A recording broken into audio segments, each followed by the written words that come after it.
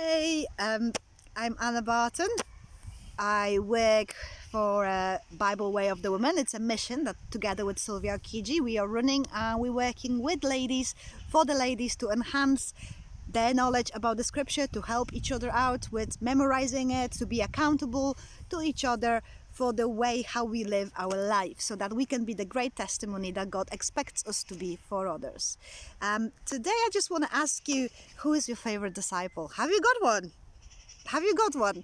I mean, when I started reading the Bible, it must be Peter, okay? Yeah, Peter was the first one that I loved, his personality, his leadership, he's like me. He always says things that he didn't mean to say, and then he regrets, but he can't take it back. And he talks to Jesus that way. Come on.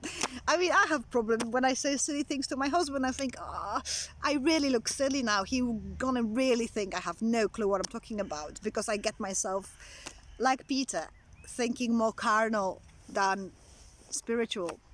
So where do we find out about Peter? The best place to find him is the scripture, more precisely New Testament. He did wrote 2 letters, few more things he wrote. So it is good to know him. It is good to know about him and who he was, what he have done, the way how he behaved, and why he's so admirable by so many people. I have move on to somebody else later. I will tell you about that in a different video, but today is Peter. So the first letter to Peter, it is super fantastic I love First Peter, I love Second Peter, and whenever I start individual one-to-one study of the scripture with ladies that would like to do that, we always start from First Peter. I know that may be a little bit different. People start from Matthew, Acts of Apostles, people start from, but majority of people who I start study, they already have a knowledge of God, they already been in a church for a while, they just want to expand their knowledge a little bit more further. And these books are fantastic because you can do it in your own time. Obviously, if you want to meet one-to-one, please do make a comment, please do get in touch, because we do have still some spaces available in our one-to-one tutoring thing. It's totally for free. We don't charge anything.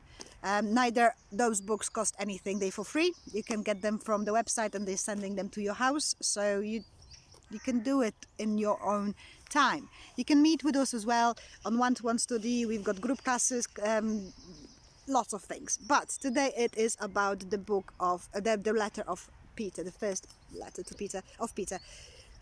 I love it. It's very down to earth, very appropriate to today time. It really makes scripture relevant then, today, and in the future. You can really use that as a fantastic example. It touches on so many important things in our life, so many topics that we may never consider or never think about. So it is important to read that letter, okay? It is important, super important. I love those 2 letters. They are my best ones. Well, never mind.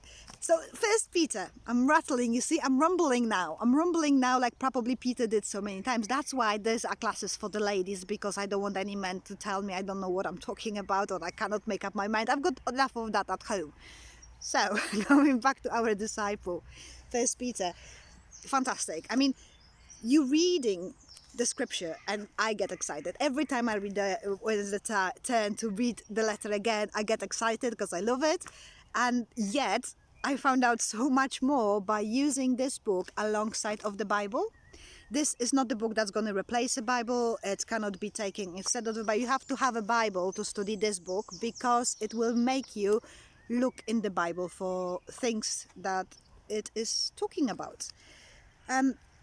But I've been a while a Christian, and then I've studied a Bible for a few years, and yet I've opened this book and my favorite letter that I thought that I know, like the back of my hand, and yet I found out, well, I have not covered all the topics correctly because I don't have a teacher. I can't afford a tutoring session in school that teaches theory. I've got theology, I've got 4 kids, husband, work, and it's always difficult. So I've managed to harvest the time to read the scripture but I need more. I just want more. It's nice to listen to people on internet, but then you listen and it coming out kind of other ear, or somebody comes in, thinks this, and I forget. But when I read that and I do the quests, the tasks, the questions, and send my